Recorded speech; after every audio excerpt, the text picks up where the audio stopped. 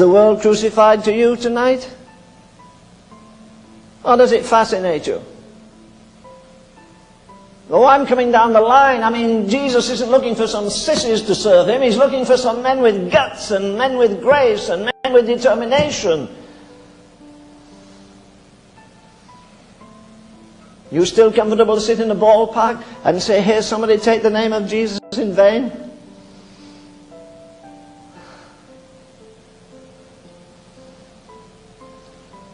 Oh, you're saved, you'll go to hellfire if you're not.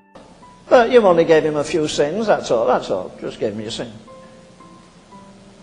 Now look, you've been in this lovely environment today. I don't know how much forced labor there is, how much time you have to sweat and grind and whatnot. But surely you've had 1 or 2 hours. Did you use them to sit around and talk to pretty girls and nice guys?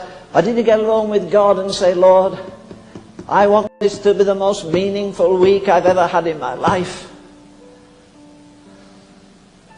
I want to hear your voice. I want to see a vision of your glory and your power." Let me finish with Paul's words here again in Colossians 3. The past, he says, we're risen with Christ. The present, we're dead. But look to the future. When Christ, who is our life. There you've got it. There you've got it. What does John say in his epistle? He that hath the Son hath life, and he that does not have the Son has no life. You can reform your life. You can give up your rotten sex life. You can give up your drugs without the help of God. Good night. I've seen some men come out of the gutter and transform their own lives. That's on the social level, but they never made it upward to God. They never had a living relationship with God. The past, he's made it possible to be risen with him. The present, we're dead, and our life is hid with Christ in God.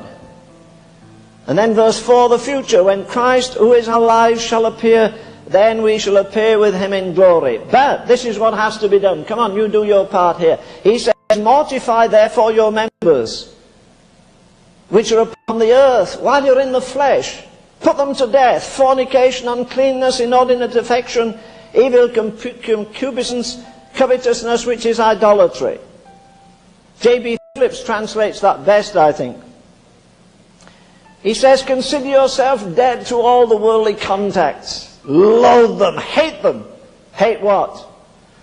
Well, have nothing to do with sexual immorality. Have nothing to do with dirty-mindedness. Have nothing to do with evil desire. Have nothing to do with uncontrolled passion. Don't lust after other people's goods. You see, and it's hard to say again, if Christ has been born in me, he wants to live in me, he wants to talk in me, he wants to walk in me, he wants to work through me. It's not a struggle that I'm trying to be a Christian. Life, life, life. He says, I'm come that ye might have life, and that ye might have life more abundant. You know, if you have life, I guess it's a sign of life. Maybe there's some other things too, but a sign of life usually is you have a good appetite. I guess the cooks found that out today. You have a good appetite.